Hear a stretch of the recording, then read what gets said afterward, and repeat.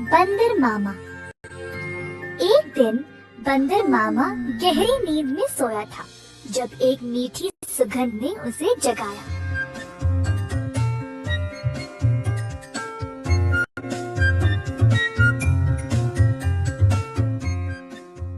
अपनी टोपी और जूते पहनकर बाहर निकल पड़ा खुशबू सूंघते सूंघते। बंदर मामा ने देखा कि ये सुगंध एक मिठाई की दुकान से आ रही थी। अंदर गया तो उसने कई प्रकार की मिठाइयों को देखा। एक लड्डू को देखकर बंदर के मुंह में पानी आ गया। जैसे ही बंदर लड्डू को उठाने गया, दुकान की मालकिन भालू ने बंदर का हाथ पकड़ के रोक दिया। बंदर भालू की ओर देखकर डर गया, तुरंत पीछे मुड़कर रोते रोते घर वापस भाग गया।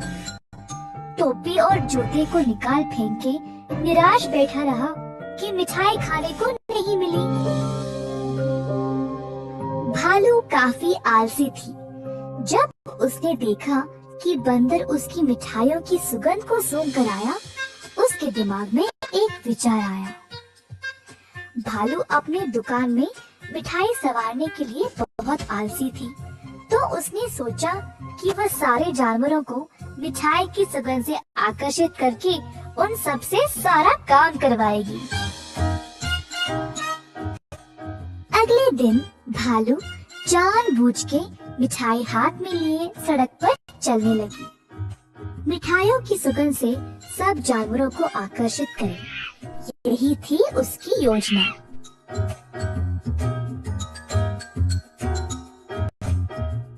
खुशबू फिर से बंदर मामा तक पहुंच गई। इस बार बंदर मामा से रहा नहीं गया और उनका जी ललचाया। वह किसी भी हालत में मिठाई खाना चाहता था। बंदर मामा चुपके से दुकान के बाजू वाले पेड़ पर लटकने लगा। जब भालू देख नहीं रही थी, तब बंदर मामा ने लड्डू उठाया और झट से मुंह में डाला। परंतु लड्डू गरम गरम था और बंदर मामा का मुंह ही जल गया। बंदर मामा को बहुत गुस्सा था। जल्दी घर भागा और पानी पी लिया। फिर से अपनी टोपी और जूते निकाल फेंक के रोने लगा।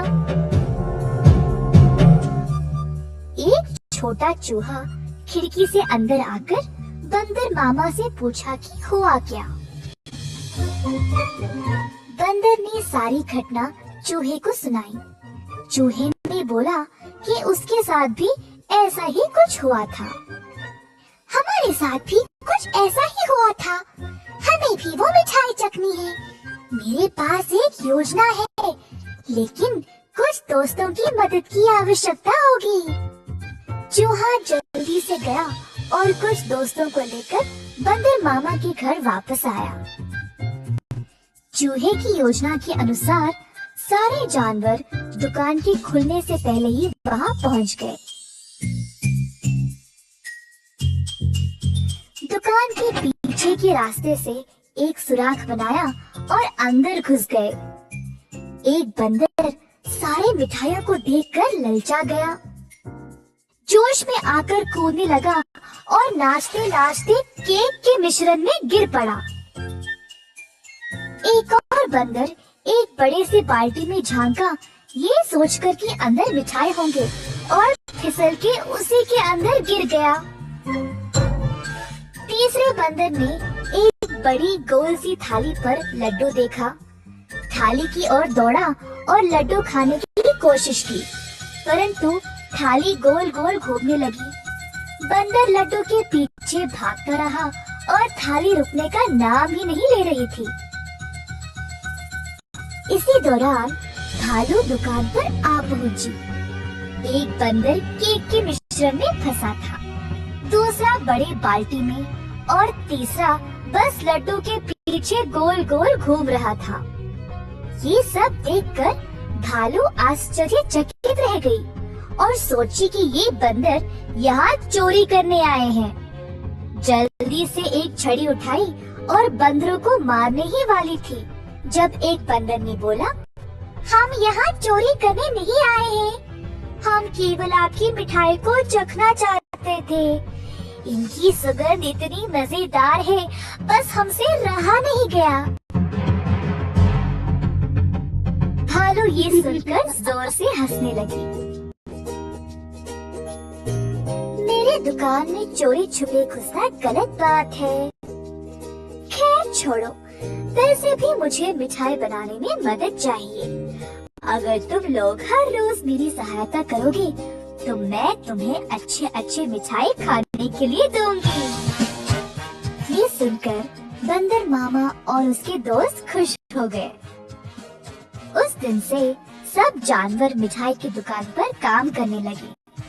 भालू ने अच्छे से बंदरों का फायदा उठाया, बंदरों से मिठाई बनवाई और सजा संवार के रखवाया भी।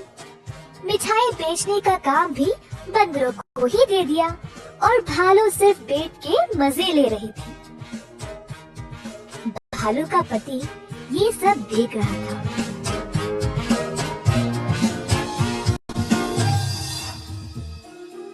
तुम तो रोज इतना काम करती हो, परंतु आज आराम से बैठकर मिठाई खा रही हो।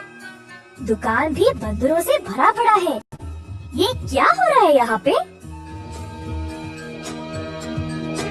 बंदरों ने मेरा काम आसान कर दिया है।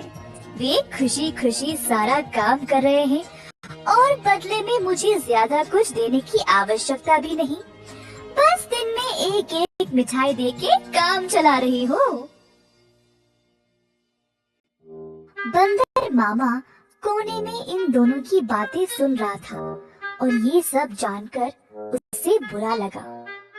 बंदर को एहसास हुआ कि भालू उसका और उसके दोस्तों का इस्तेमाल कर रही थी।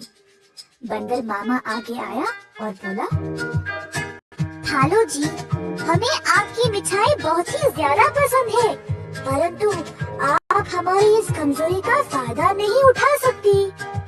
ऐसे स्वार्थी बनके किसी को इस्तेमाल करना गलत बात है। आपको दिखता नहीं हम सब यहाँ कितना मेहनत कर रहे हैं।